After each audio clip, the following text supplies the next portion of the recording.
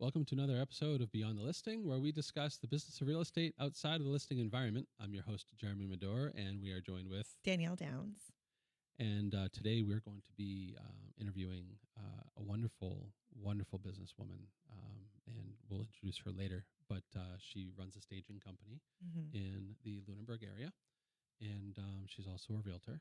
And so because of the cross between those two disciplines that she has, she is quite the firepower in what she's able to do. And not only that, but she's also someone that I would consider to be a good colleague and an equal business partner. We've been working a lot with her over, the course of the last 6 or so months, really, when she started helping us with the whole studio space. Yep. Yeah. So Next Level has taken on work that we had never anticipated. Right. That we didn't really see coming. Nope. We had hoped, obviously, for. I think that in our mind we suspected that work of that nature would present itself. Right. But the speed at which it presented itself has been fantastic. Yep. So it's wonderful. So, as you said, if you build it, they will come. They will. It do be like that sometimes. So,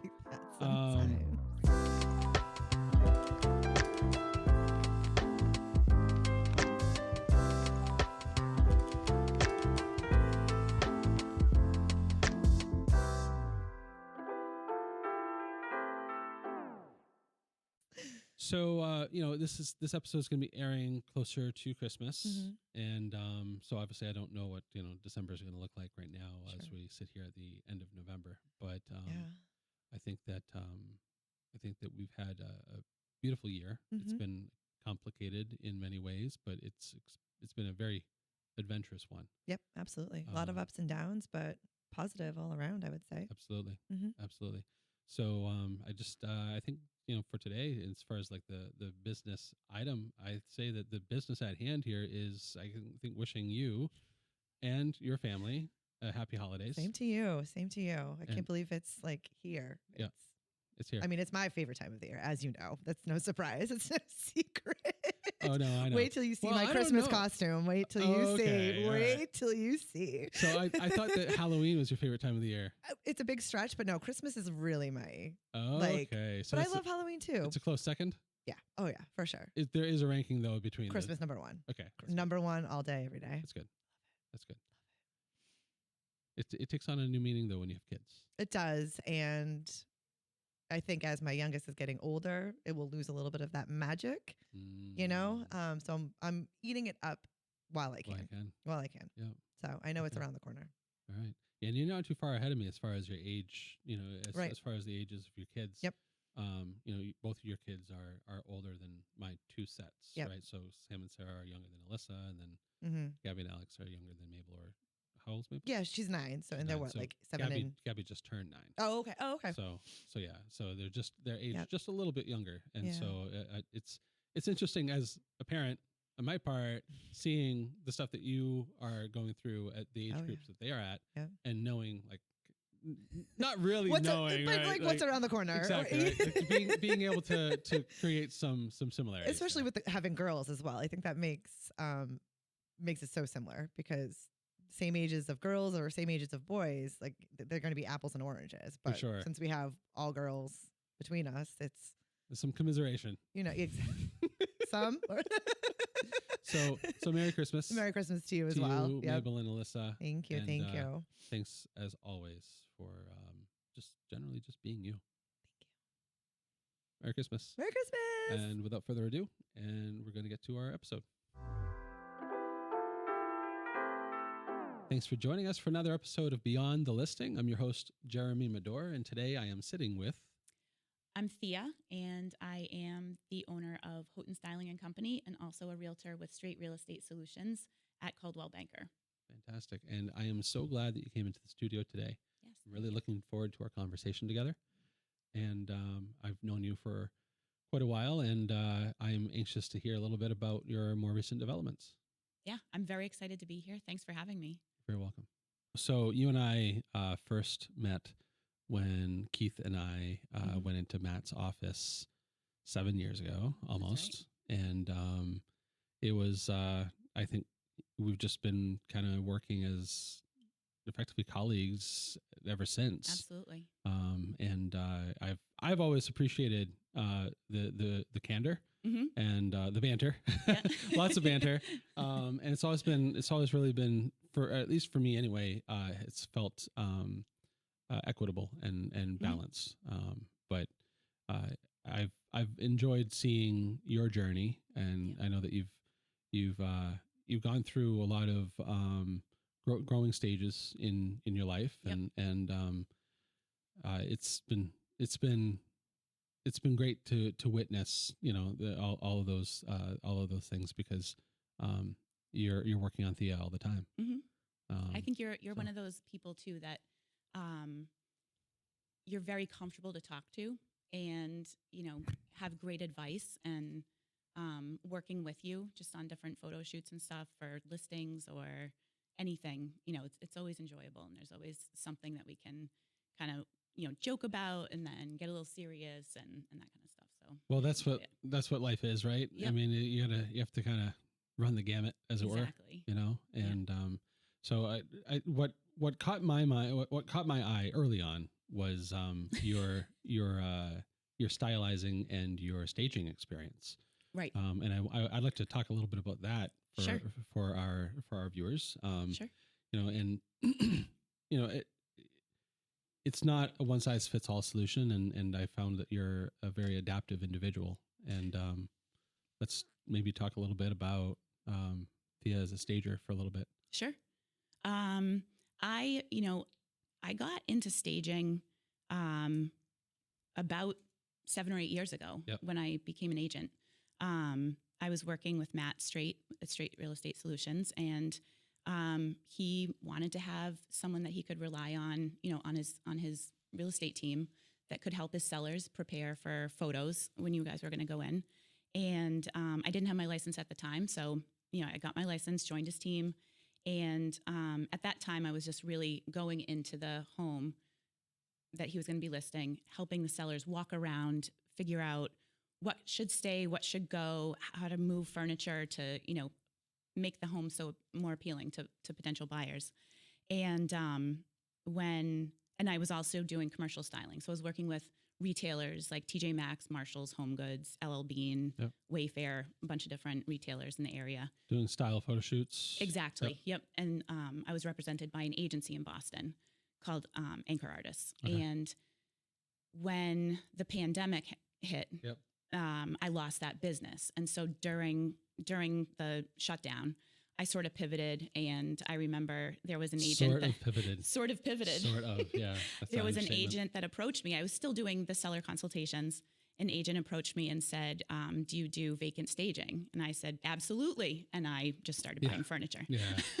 So that you say was, yes, and then you say, all right, how am I going to do this? Yeah. How am I going to do this? It was like half rent, half buy at that point. Yep. And from there, I just kept working with Matt, that agent, and then just started working with other agents to do the vacant stagings, do the occupied stagings.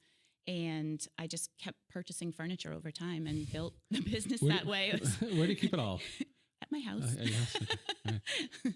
I can't use my garage. No. But I have like a loft space in my garage that holds smaller tables and things like that. And then I have couches and chairs and other items in the garage that I obviously have to treat all winter and everything. And then my basement has all the chairs, and I just sort of figured out where was it easier to keep, move, carry, all that kind of thing. And every cranny has something stuffed into it. Exactly. And I redecorate my house all the time. Well, I suppose that's the upside, right? Yeah. That's I need good. this today, so I'm going to bring this in and take this out. Yeah. Yep. How do your boys deal with that? Finding a new piece of furniture in the living room? I think they're flexible. Okay. Yeah. They're used to it now. So maybe in the beginning they were like, what's going on? But that's funny. As long as I don't touch their personal things, it's okay.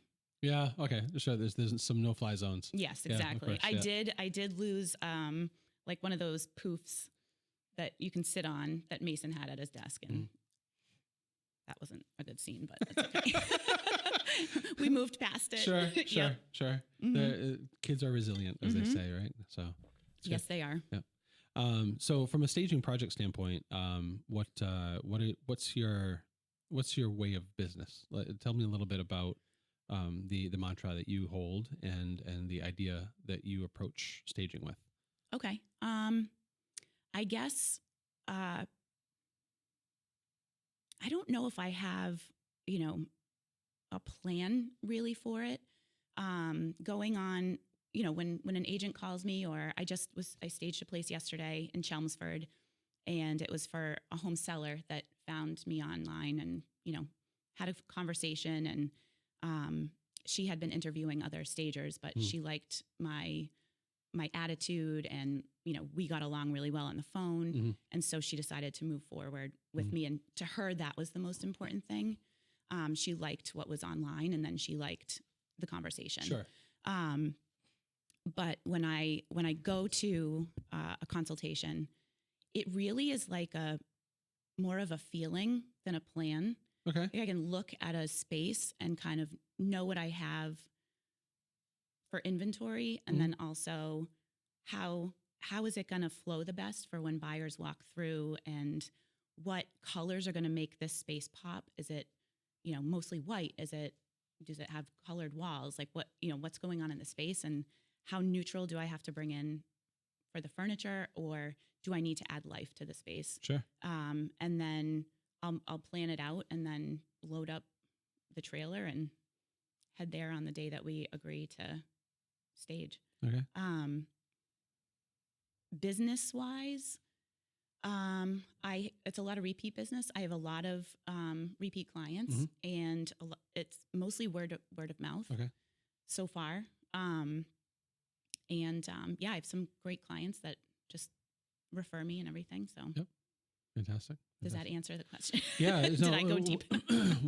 It's not, there's no policies here. There's no policies. Okay. What I'm more interested in is what you touched upon in regards to, it sounds to me like you carry with you a responsiveness to how you stage or how you interact with clients, where you're meeting them based on their needs that you identify at the time, right? Versus going in with a preconception.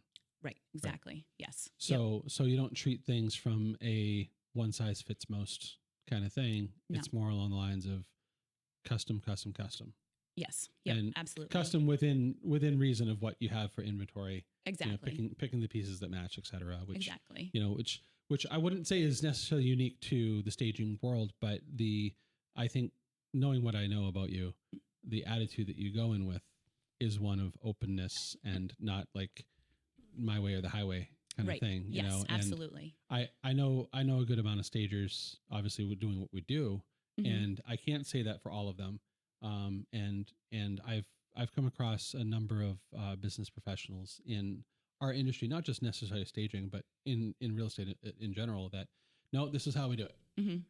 And that's not really the Madore photography way of doing things. Yep. Madore photography way is like, these are our principles, these are our standards. Right. But then you take all of those things and you go into a home and you're like, okay, how do I adapt those standards to this place? Right. And there is no one size fits all. There really isn't, no. And that's actually, the woman yesterday was thanking me for being flexible, because there were some things that, she wanted to have done that weren't necessarily on the price list, or, things like that. So, yep. Being flexible is I think it's really important, and I think people appreciate it. Yep. And also borrowing some of their own ideas. Right. Exactly. Right. Mm-hmm. I've seen deals go south real fast because of kind of no, just trust me, I'm the professional, please keep your nose out of it kind of thing. And maybe not those words specifically, but like that attitude kind of thing. Right. And to put up that barricade is only a disservice to your clients. Right. And so it's hard though, sometimes, obviously, being responsive all the time. Right. What do you do to absorb that? You mean in order to like flex with people? Yeah. Well, recently I've been trying to really step back, and I've always been a yes, ma'am, just do it. And that's hurt me in the past financially, or, however. So now I'm going, like, I've more recently been saying, that doesn't really work for me. how about if we meet in the middle and do XYZ? Cool. Yeah. So that's, a whole new thing. No, it's a learned behavior, but it is, though, but isn't it? it's yes. I mean, I get what you're saying. Yeah. I've been there. Right. Exactly. And you have to stop and think, and you have to say, I want to work with this person, right, but I don't want them to think that I'm a complete pushover. Right. I'm not a and that I am flexible, but I also have a certain place that that can't be, you know, had or whatever. No, I get that. Yeah. I get that. And it's a hard place to get to. It is. It is. What's helped you get there? I think just really, really stopping and thinking and working on, I do things for my home, for my children, I'm thinking about, I'm taking money away from my children. If it's something that, is a money item or whatever, or if I'm doing something for free for someone, that's something that could have, provided my kids with something or a bill or whatever. So it's that kind of thing. And also just, finding that inner strength to say no. And it feels good, and if you find the right way to say it, even better. And it gives you that strength to kind of do it again or move on. And I understand completely. And it's hard to go from, I'll do anything. To, okay, I have standards now. Right. And so, so last time I know I did. Well, that's exactly it. Right. And it's a challenge because, at least for my part, my worry or my fear is going too far in the other direction. And it's a challenge to navigate that, to hold that line, so to speak, without maybe being too heavy-handed or leaving things on the table. Right. Because you don't want to lose business. Right.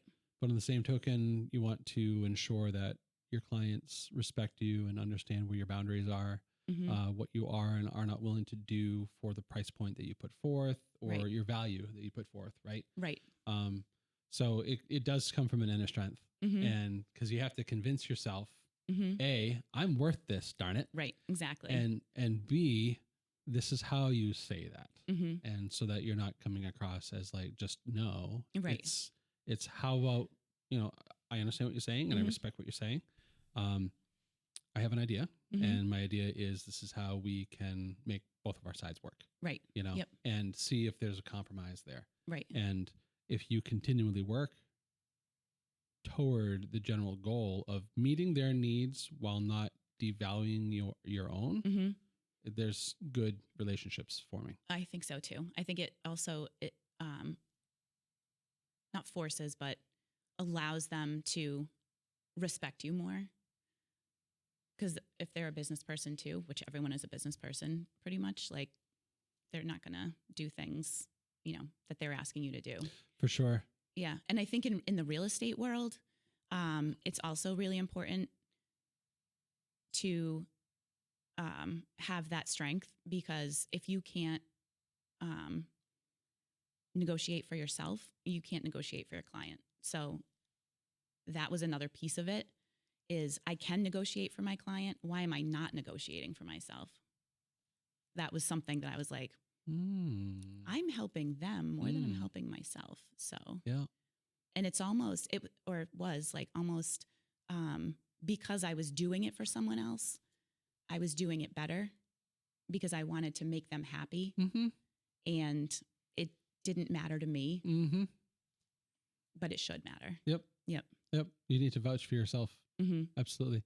And this is, I think, where a lot of business owners, myself included, have the largest challenge of valuing their product, valuing their time.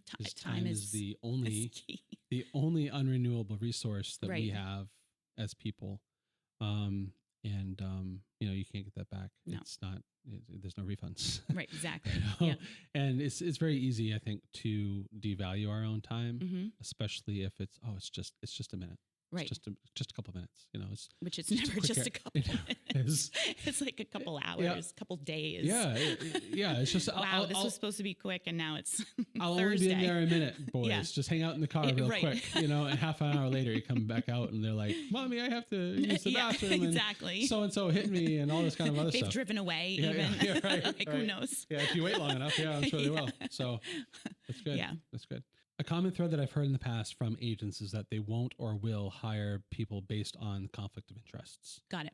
Right. Mm-hmm. And so I know that I don't know about their current state, but there are a few agents in our area who employ photographers themselves, and like on their staff, and who of course take their own listings, of course, which is a given, but also hire out to other agents. Right. And it's been a dividing line of sorts where, some of the photography companies or even some of the staging companies do or don't get business because of that. Right. How has that worked for you? Have you found that there's a resistance? Not specifically. I mean, if someone's not contacting me for that reason, I don't really know about it. Okay. I have had other agents from other brokerages approach me and say, I have a listing coming. And I don't know if this is what you're talking about, but I think it is. But how can I guarantee that you're not going to steal that client from me? That's precisely it. And I think I do have a couple of clients that are agents that initially asked me that. But I think that they trust me now and they know that I'm not that type of person. Sure. So it's a direct conflict of who you are. Right. Exactly. I just engage in that kind of behavior. Do that. Yeah. I wouldn't sleep. No. And I don't enough already. Yeah. So. Well, with two boys. I need like a couple hours. Two boys in a business. Yeah. There's definitely a lot going on there. Yep. How do you stay sane? No, I'm just kidding. I exercise a lot. I talk to my friends a lot. I talk to my family a lot. Good network. If there's something that's happening, just communication to the person that maybe it's happening with, or it's hard. It's hard to stay calm. It's hard to not get stressed out and anxious and whatnot. And there are days, but if I'm at my computer and I'm like just zoned out, or whatever, if I'm just not feeling it, I'll do a workout or I'll go take a walk or something, and then just sort of reboot and make a priority list. That's if I've got a list in front of me that I told that person that's going to be, ready today, but there's like 3 things for today and it feels overwhelming. I just try and prioritize and go down. Sure. And, if I know something's going to take longer than something else, I'll just try and check off the quicker things. That's called a success list. Yeah. Yes. The success list is when you domino effect or you snowball effect into the larger items. Yes. By knocking off the smaller ones first. Because I didn't even know. Yeah. Oh yeah. No, it's so there's a couple different books that I've read or done on audiobooks pertaining to that exact topic. On basically it's not even a procrastination item. It's more along the lines of how to take care of large projects easily. Yep. And by segmenting them down, right? Or putting them into smaller, easier to accomplish items. Yep. And one of the techniques is to, produce a success list. And basically what it is you put the things that are easy on the top and then you roll into the harder things. Or depending on the person, you put the hardest thing at the very top and everything from there on out is just then you can cakewalk.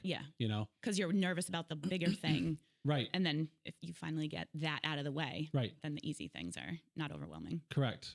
And so there's 2 schools of thought there. One would be you ramp up to doing the harder thing by just flowing into it because I'm on a roll at this point, and now we're just steamrolling right through the harder thing because you've done all the easy things and you've got that momentum. Right. And then the other thought process is you knock the biggest one out, so that way the rest of your day is just a breeze. Right. And it really is person dependent. Like our oldest daughter, she gets overwhelmed by the number of tasks. Yep. Okay. And so it's easier for her, or it's it makes more sense for her to do the smaller tasks first and just really kind of develop this like, oh, I can do this. Yep. I can do this. I am doing this. Yes. And just steamroll right into the end, you know? Yep. What's your preferred way? I'm by nature a procrastinator. Oh, okay. So if something's due on like December 2nd, it's almost like I have a plan in my head of how to execute it. Yep. But I work better under pressure. I get that. So I get that. For me, being super busy is the best thing for me, because if I have too much time, I end up on Facebook, and then I end up on Amazon. Oh, that's the worst and one. And then I'm like, oh my God, now I spent it's how much and how much time? Yeah, exactly. Exactly. Yep, exactly. Yep. So if I have a plan of execution and a list, and I'm busy, it's a good thing. No, I understand. I can, do I'll go back to high school. If there was a paper due, yep. I was up all night writing it the night before, or I was cramming for a test. Okay. And then, take the test, everything's gone. Yep. It just how I, for some reason, am wired. That's okay. Yeah. And that's okay. Mm-hmm. My mom did not like it at all. Well, I mean, she wanted me to, no, she's a planner and she does. That's the thing. Yeah. Right. Yep. So I'm not a planner by nature. And I definitely identify with the way that you're talking about this. Mm-hmm. So prior to doing real estate, I was doing wedding photography, and I never really planned my shot lists and stuff like that. I just kept it up here for the most part. And leading up to the day of, really, I we'd obviously have like an engagement session somewhere in there, or just a getting to know you session, that kind of thing. But beyond that, like I knew what the wedding facility was because I researched it, Right. So there was that happened. But up until the night before, I really didn't do a whole lot with it. I did my marketing, I did my Facebook posts and all that kind of stuff. Right. And I did my networking and so on and so forth. But when it came time for the day of, I already had my shot list already worked out because it was a carryover from previous weddings with some modifications that I had agreed upon with the client, et cetera. And the go time was when the magic happened. Right. Because like there's no, with photography, sure, you can clean your gear, you can get it ready, you can get it charged. And that's what I did. Mm-hmm. But beyond that, what are you going to do? It's an event. Right? You can't predict what's going to happen, and you can't try and force what's going to happen either. It's like it's people. It's a game of golf. People acting. It's a game of golf. You got to play it as it lies. Yeah, exactly. And you have to be responsive the whole time and staying on top of things. You know, and that's where I found my most energy. Obviously, it depleted me quickly. Just because of it's an exhausting day. Hard, yeah. You've got everyone's family member running up to you. Can I get a picture with this one? Goodness, Can I get a picture with this one? Yep. Can we go over here? Can we go out on the balcony? Yep. And it's like, I'm not here for you. Right. Oh no.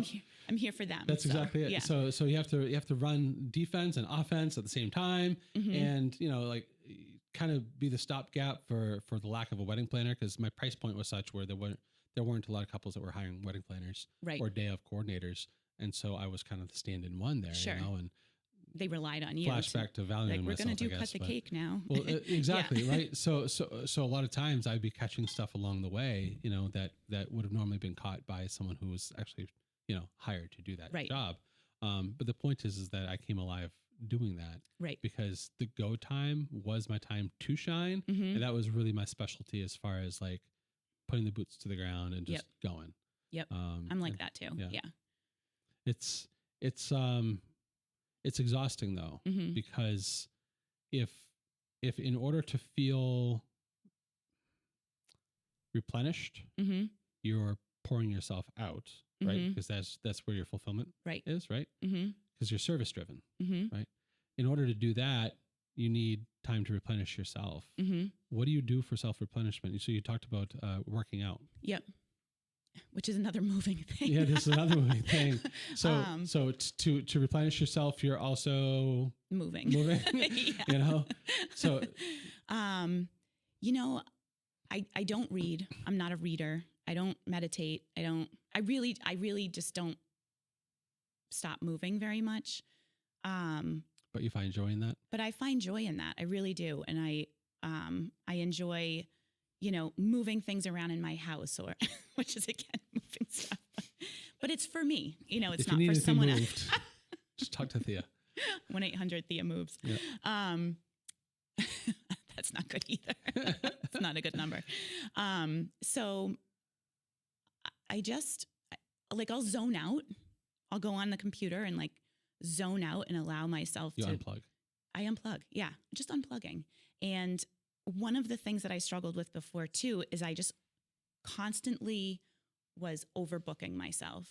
So the time to do the office work, to do the invoicing, to do the everything, was more of a stressful thing than doing the actual staging or, anything like that. So I've tried to, when someone contacts me and they're like, can you get in this week? I say no. Yeah. Now I say no. Sure. I'm really sorry. I'm completely booked up this week. Yep. And I am. And where before I felt like I wasn't, right, because I had a day that I was dedicating to the office work. Sure. And that can wait. Keep that day because I really need that day. Yep. Especially if I'm doing I've been doing a lot of mood boards or holiday decorating boards, or those clients are as important as the people that I have to move the furniture for. And so, putting that work off is just stressful. Okay. So you're seeing the long-term consequences of overbooking yourself physically. Yes. Because your mental overbooking just cascades into eating, chewing from your sleep, from your time with your kids. Yep. So you're seeing that big picture now. Yes. Whereas before it was just it's just it's just this. I'll just go it's and just do that. it. Yeah. Exactly. All right. And those clients, they're like, oh, okay, well, what's your earliest next week? Where before I thought I was just going to lose the business. Sure. So that's, and that's what we fear with saying no or setting guardrails, right? Mm-hmm. We fear that it's just going to be all right, bye. Right. Instead of okay, so what else can you do? Right. Exactly. And you're like, oh, wait, there's an option here. Yeah, exactly. Right? Yeah. And that's that structure we were talking about, and that, when you were saying, I know last time I, did that for free or dropped everything I was doing and ran out the door. It's a place where it's being respected now, so yeah, it's just important to do it. Yep. Just do it for yourself, Yep. It's beautiful. Stop doing for all the other people. I mean, help them, but no, well, right. So it doesn't change the person that you are. You're still providing value and service, and you're still there to aid and assist. Mm-hmm. But now you love you more. Right. Exactly. That's a very true statement. Yep. So, and it's self-love is it's a fickle thing. It is. It's so easy to stop. Yep. Right. Because especially I think for people like ourselves who seek to put others first, and we have to consciously remind ourselves, or have people around us who can see when we've stopped, right? Remind us, to snap back to it, right? And I know personally, I catch myself every so often, and you had asked me out in the out there, how's your house doing? I was like, whoa. We're just the look. It's overwhelming, right? Because having 4 girls and 2 of them being full-fledged teenagers. Yes. Young adults, definitely. Our oldest, Samantha, she's turned into such a young woman. It's incredible. And I remember having coffee when you guys came down. Yep. We were in Littleton. Yep. And just talking to her was amazing. Yeah. Yep. And she's just so mature for her age, first of all. So she just, she turned 16 in July. And to see her developing who she is, and whether she knows it or not, consciously working on herself, is a phenomenal thing as a parent. The challenge is that now you're basically, the household activity scales up, right? Yeah. And so everything just gets busier. And because she's working on herself and our second oldest is working on herself, and they get their own interests and ideas and would like to haves and all that kind of stuff, it just floods the schedule, right? And as a parent, keeping up with all of that, it's a difficult juggle.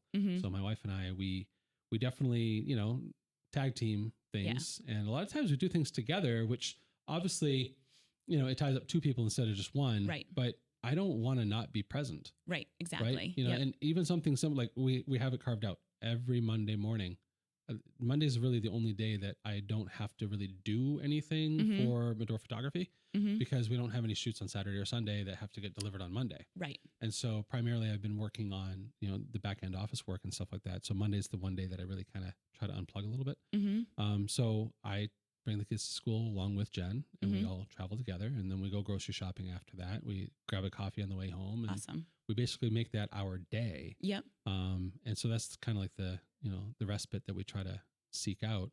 But really, other than that, in which that day doesn't even always get locked down. Yeah. Because you're like, oh, food shopping can wait till tomorrow, I guess, because we have to do these other things. Right. Well, because your day to unplug a little is everyone else's day when they're ramping up. And it's hard in a business. It's very hard, especially in this kind of business with real estate being so cyclical as it is. April through October is like, oh my goodness, we're losing our heads. And then now, here we are late November, early December, and we're like, okay, come on guys, I need some listings. Yeah. So it's very, ebb and flow. And so right now, Mondays are easy, but come April, it's not going to be easy at all. Right. But yeah, it's a challenge. Yeah, it is. It's a real challenge. What are your, so from a business standpoint, what are your goals as far as what's next on the horizon for you? Is it more transactions? Is it more staging? Is it a healthy mixture of both? I think a healthy mixture of both. I've been acting as Matt's transaction coordinator. Okay. Also taking, listings or buyers are difficult for me right now just because with my schedule with the children, I'm single mom at home. Well, buyers are difficult. Buyer schedules are difficult. No, I get it. Responding the weekends and the to evenings, the needs of a buyer. Right, exactly. Yeah. And if I have, one or two at a time, I can typically handle that. But my kids get off the bus at 3:30, and you're talking about being present, where in the past few years, I would find anyone I could possibly find to get them off the bus so that I could go to work. Sure. And weekends too. Yeah. And even this past weekend, they're like, Sunday, Mommy, do you have to work today? And I was like, no, I don't. And it just, their eyes light up. Sure. So I'm just trying to really be aware of that and make my money-making activities things that I can be flexible in time with. Staging I can do while they're at school. I always make it on a day that I'm able to do that. You look at your schedule and you say, well, this is what works for me. Exactly. Yep. So that's, I think that healthy mixture is going to be building on that healthy mixture. Good. In this next new year. Good. Is going to be what I am focusing on. Don't lose sight of that. And I won't. if you ever want to talk, you know how to reach me. Yes. So I'd be more than happy to drag you right back to that discussion right there. Yes. Because it is important, And so, how old are your boys again? 7 and 9. All right. Yeah. So they're halfway through their I'm not yet an adult years. Yep. So, you have a ways to go, but it, They know things, they recognize things and they ask questions and they're curious and they're smart and I don't want them to think that this is how you have to be as an adult is like overworking yourself and, being stressed out and crying all the time. Yeah. There's a better way. Yeah, exactly. There's a better way. Yep. And I think that has to do with, the demands that we put forth, that we think people are putting forth for us, but we have the choice to either say yes or no to. Right. Exactly. And it's self-love, man. So, all right, cool. Yeah. So, tell me a little bit about you talked about exercising. What's what are your goals? Or is it just a general fitness? Is it a lifestyle thing? And what do you enjoy best? So I was always a runner. Okay. And I loved running just because you're by yourself and you got all the thoughts. Yep. You've been running. I have been. Mm-hmm. I gave it up since school started again because I haven't been able to figure out a schedule that works. Yep. And quite frankly, it didn't make the priority list, and not because I don't want it to, right? But because literally it got full, very full. Yeah. But when I was doing it it was like late May, right through end of August, right? Right through the end of August. Yep. I felt like $1 million. Isn't it awesome? It was so awesome. Just I can't even explain it because I'm not it's a runner. It's your therapy, right? But this exactly it. That's what it is for me. Any exercise. I'd spent 3.5 miles every single time. I'd go out for 3.5 miles and round trip. And I was just in my head the whole time. Yeah. In a positive way. Yeah. And then you get back and it's, let's do the day. My goodness. Yes. Yeah. Yeah, exactly. It's like the success list, yep. And it's not even the hardest thing. Like I would wake up, 5:30, 6 o'clock in the morning and just start my day like that. Yeah. And by the time I got home, Jen would be out of bed or one of the kids might have been up or whatever during summer break or whatever. Mm-hmm. And, obviously I'd take like another half hour, 45 minutes just to like calm back down. Cause your heart's beating 1,000 miles a minute, take a shower and then get my day started. But I never felt drained. Right. I always felt energized for the remainder of the day. Physically, I was tired. Right. But mentally I was so stimulated. It's a booster. It's because the endorphins that feed that are released during a run, like feed your body. And then as your muscle, breaks down and rebuilds, it's just your body's just working all day. It's not like you got out of bed and then you went and sat in a chair. That's not good. It's a new definition it's really like the genuine definition of working on yourself. Because even when you're not running, your body is recovering from that run and it's continuing to supply you with all of the feel good, everything. And you feel accomplished first thing in the morning. Everything else for the remainder of the day is like doable. Yep. And it's not because nothing big exists. Like they're all big things, but if I can run 3.5 miles round trip, what else can I do? Right. Exactly. And I feel like your thoughts are clearer too. There's no fog or cloudiness or whatever. It's just, everything's crisp. Yep. Yeah. So but that's your go-to? Well, I don't run anymore, unfortunately, after that huge conversation about how awesome it is, because it is. I ran for many years and my joints started to react. And so I was doing CrossFit for a while, which was really fun. I met a bunch of great people. I felt accomplished. Each another half pound that I could lift was great. And then when COVID happened, my life changed a lot with COVID. But I know everyone's did, yeah. But not to diminish that. No, yeah. But just like everything that I was like so super motivated and so super like disciplined about definitely shifted. Yep. And stuff that you weren't in a comfortable place that way. Yeah. Like things I would stress about if I didn't do, I don't anymore. Good. So in that sense, it's like a healthier relationship with these different things. Okay.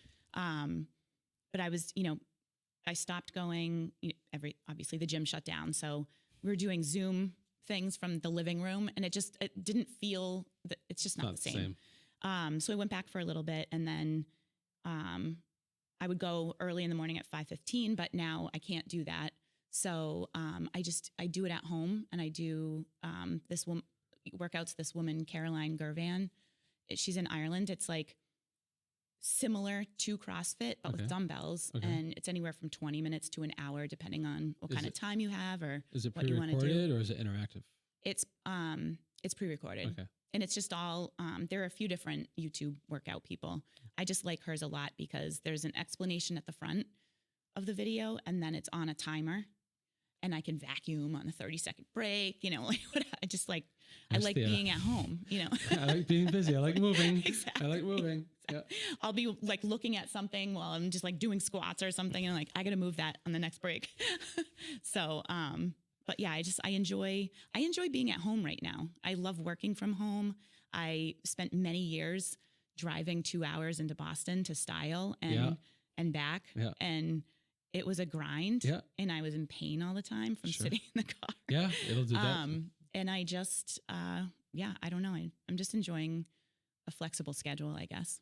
Good. Yeah. And it is, it's therapy for me. Any exercise is really therapy. I think years ago it used to be more vanity, but now it just feels good. Okay. I like to, get my body moving. It's energizing, that whole thing. Yeah. Yeah. It's a feeling of accomplishment Mm-hmm. and just being able to be proud of having done it. Exactly. Yep. And it's not for anyone else's benefit except for yours. Exactly. And if it turns into someone else's benefit, well, that's fine. That's just even better. Exactly. So yeah, that's where I was, and I definitely need to get back into it. I just don't know how to do that with snow as well. Yeah. Any pointers on running in winter? I mean, if you take it back up, maybe if you found someone on the YouTube thing or whatever, treadmills. Yeah, I can't or no, just like like a weights thing or something. Yeah, just maybe. some kind of shift it for the season. It just your body burns the entire rest of the day. Yeah, and that burning just creates more energy and health. The thing I liked about running was being able to like get out of the house. Yeah. And just, it was just in my neighborhood. For crying out loud. I'd run from my house down to the end of the entrance to the neighborhood, which was 1.75 miles away. Yep. And having it be a round trip like that meant that I couldn't give up. Yeah. Especially when you get halfway, you're like, well, I gotta go the rest of the way. Exactly. Right. Yep. And so there was a dedication there versus just doing laps or whatever. Right. But the best part about it was that it was literally just me. Mm-hmm. And so in a busy household, I would especially like all girls wouldn't do it. I'll tell you right now, there's not a snowball's chance in hell. Yeah. That I'll be sitting in, standing in my living room trying to do that. So. I used to run in the snow. There's a group around in Leominster that I used to run with a lot, and they go out.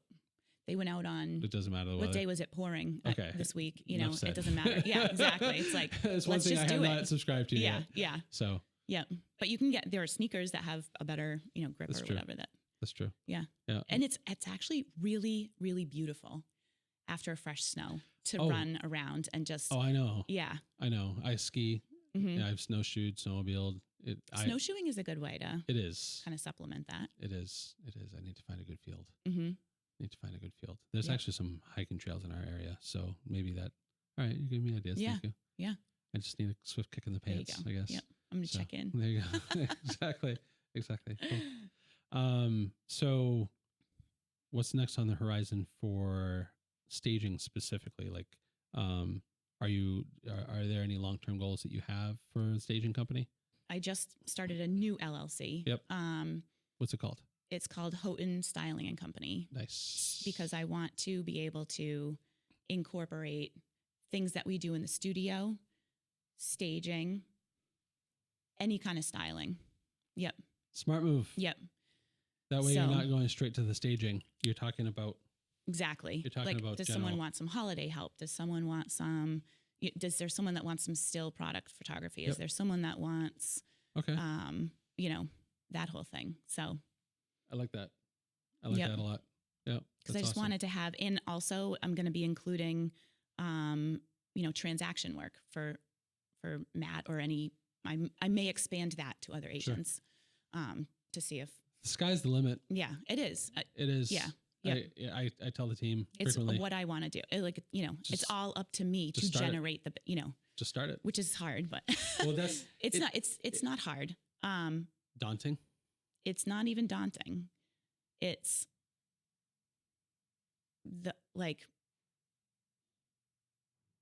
motivating myself to just keep doing it, to grow it. Do I want to take Monday off? Yes, but should I? No. That kind of a thing. Do I feel like I'm too busy? Maybe, but should I add another client? I could, that kind of a thing. So I need to be able to. So it's a balanced conversation. Yeah. And it's also getting something started is sometimes the hardest part conversation. Right. Exactly. Because that's the truth. Mm-hmm. Keeping something going, I find, is usually much less energy required. Mm-hmm. So I guess that pans. Yep. Or like sitting and waiting. Like right now. Oh, that's the worst. Like, am I just sitting here waiting for someone else to reach out for staging or for, whatever? Mm-hmm. Like, why don't I call a few people? Yep. I need to, Yep. But I will. Yep. The idle time is, it's an enemy of sorts. Mm-hmm. So. What is it? Idle hands are the devil's work. Yes. Something like that. Yeah. Yeah. Yeah. No, you're right. You're absolutely correct. Mm-hmm. And it's the devil's playthings. Yep. Right. Yep. Oh yeah, that's right. The devil's playthings. Yep. So, it's not just, so it's for me, it's not so much about being, I've always been able to fill my idle time. Mm-hmm. Always. Yeah.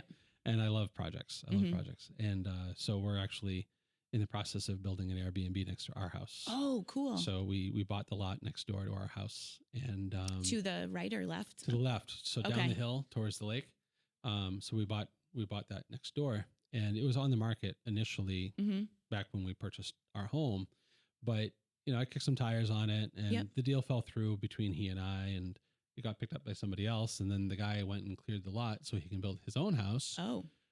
And he cleared the lot expecting it to actually get a view of the lake, and it doesn't.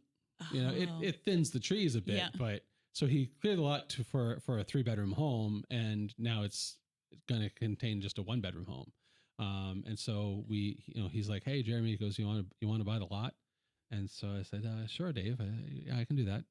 Here's my. He goes, I asked him. I said, "What do you have into it?" He goes, "Well, including the tree clearing and the carrying costs and this, that, and the other thing. This is what I have."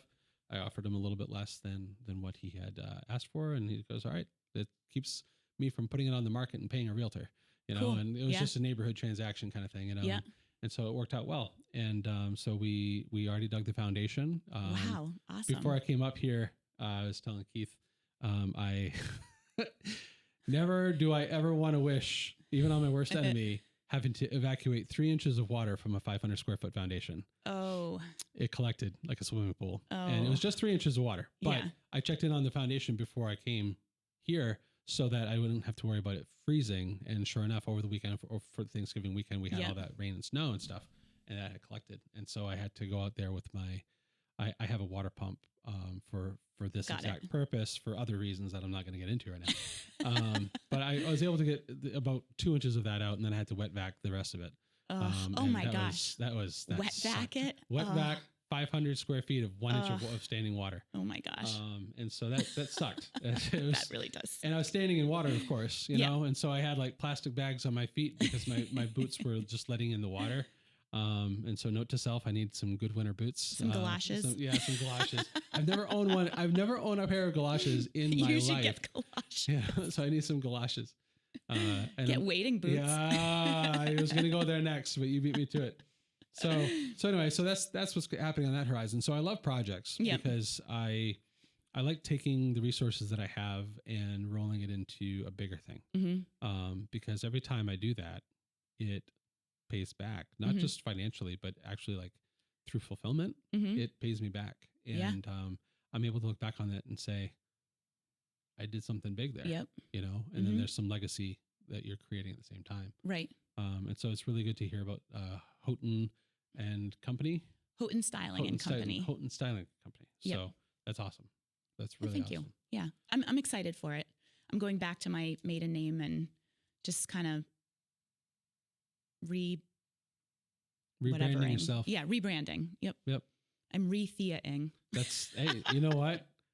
I wish you all the best in that. Thank you. And I think that your spirit is absolutely wonderful. And I think there's nothing holding you back except for you. Yeah, exactly. Yeah, and I can say that about myself. I'm putting myself in the corner. Well, no. that's the thing, you know, and believe. Yeah. You I have a wonderful boyfriend who is a support that is allowing me to see these things, allowing me to respect myself a little more and give myself some more time. So well, I applaud this boyfriend. That's probably the biggest, just having someone who believes in you is, it's instrumental. Yeah, exactly. Yep. I agree with you. I agree with you. Keith had said something earlier, and I'm going to do a horrible job at paraphrasing it, but I'll just regurgitate it to the best of my ability. But he expressed to me how awesome it was to have worked with you in the studio on both the clothing shoot that you guys did together, as well as the promo shoot that we're putting together for the brewery. Awesome. And he specifically called out that it wasn't as though you came in with your own preconceived notion. So it's just full circle for the conversation, because you started off talking about that with the clients. You came in with the Thea bag of tricks and essentially applied all of your widespread knowledge and your experience to achieve a goal that was, for the most part, moving to a degree because it hadn't been completely finalized, right? Like the goal was to shoot, clothing well, right? That's fine. But then the promo ad that we're trying to put together, that we are putting together, it was a work in progress. It was a general idea that was just not quite yet completely 100% finalized, right? Yep. And you brought in your talent, and it compounded with the talent that Keith brought in, and you guys achieved something big because of those two combinations of talents. And he just identified the fact that it was such an easy fit to work with you, just simply because you just came in with this idea in your head of support them so that we can get to a big goal. Right. Yes. And I that's how I feel about you guys too, is that it's an easy fit, and it's we play off of each other's creativity and ideas. And I feel that way too, Keith. Thank you. But I can see big things, I can see working together in big ways coming, which is really exciting. That's awesome. No, there's no shortage in sight of things that can be done. Right. It's just a matter of getting them started, and it's also a matter of maybe getting the right set of ideas, right? Down on paper or clanking around up in the brain for a while, so that you can produce something that not only can you be proud of, but is marketable itself, right? And speaks to the person who's watching it, right? Right. And so that's the thing about a lot of the spec work that we're going to embark on over the winter, is that we have I think collectively we have a slew of ideas and a slew of companies and stuff that we could knock on doors with. Sure. But the biggest challenge is making sure that it resonates with us, and not just producing it for the sake of producing it. Right. Like, there's got to be a purpose. Like a production line. Yeah. Yep. You do it with purpose, and so we'll definitely be reaching out to you. Awesome. A lot. Cool. So hopefully we can get something going together and be mutually beneficial. Absolutely. So, yeah. Thea, thank you so much for coming into the studio. Always a pleasure discussing everything life related with you. But I'm particularly happy to hear about your business developments, and anxious to see what next steps look like for you. Thank you. Yeah, I'm excited for the new year, and happy to hear about your new project that you have going. It's great. And you always have something interesting happening. And never a dull moment. Never a dull moment. Nope. And that look on your face when I asked you how things were today was like, there it is. There it is. Can't wait to get in there and hear it. Well, it was a pleasure. Yeah, you too. Thank you. Thanks.